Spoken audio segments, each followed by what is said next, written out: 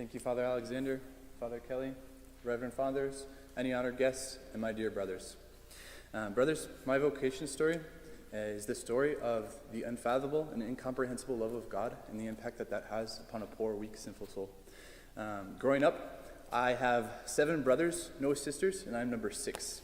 And so there's just a lot of life growing up. We were all homeschooled as well. But I had ADHD and dyslexia. So on a daily basis, school was really hard, and there was clearly, in my mind, something wrong with me. There was something broken. I must have been a mistake. I couldn't really read till I was 11 years old. So I remember believing that God was real, but that he didn't love me. I even remember going to Mass praying, Father, love my family, but I won't ask you to love me because I know you can't. And then one miracle happened. I somehow got my own room when I was 9 years old. And one night, because I believed I was God's mistake or failure, I just had a lot of anger, a lot of pessimism, a lot of fear, a lot of anxiety, a lot of depression, and a really just poor self-image of myself. And so one night I was thinking about killing myself when I was about 9 years old. I wouldn't have done it, but that's where I was. And I had an alarm clock and a radio, but I had never actually used the radio part. I had just used the alarm clock. But so this night I'm thinking about killing myself, just what's the point? I don't understand why I keep getting up in the morning. And so I'm messing with the alarm clock, but the radio just turns on. And it lands on a Christian radio station, and a song plays on, and the Father and Jesus just broke into my life and just spoke words of you are my beloved Son. And I encountered the person of the Father. I encountered the person of Jesus. I encountered the living God. And he just took away the lies that I was believing and eradicated them and replaced them with his truth. And it was in that moment I knew I found the one I want to spend the rest of my life searching after, because I know I've tasted and seen just a drop. And I knew in that moment too, I want everyone else to know him and to know what his love is like. And so then after that, pretty shortly after, I felt God was asking me to do that as a priest.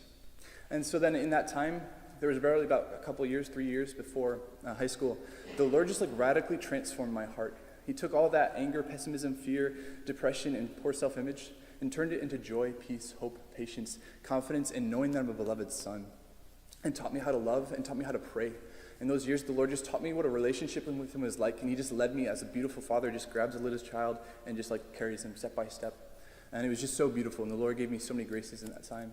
And then high school, there's really about 3 themes that are important. One, that desire for priesthood persisted throughout, and there was really never any discernment. It was just after high school, I'm going to seminary. There was never any thought of anything else, really, at least nothing that stuck.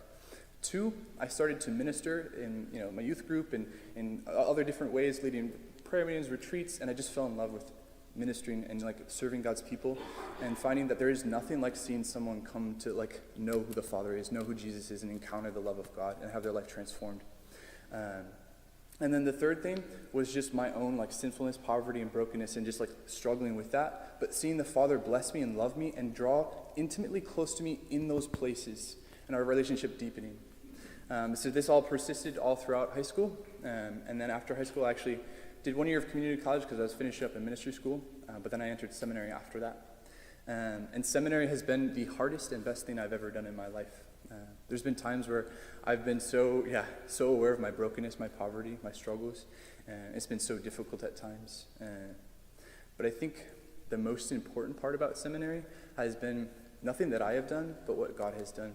He's continually showed me his love, and it's confounded me, and it's incomprehensible, and it doesn't make sense. And so that's what's defined these last 3 years. The way God has loved me and pursued me throughout whatever it is, the highest highs, the lowest lows, and everything in between. And these last 3 years, the Lord has captured my heart and my life more fully than he ever has before. And he's worth dying for because he's already died for us. And it's because of this I can say, praise be Jesus Christ. Yeah.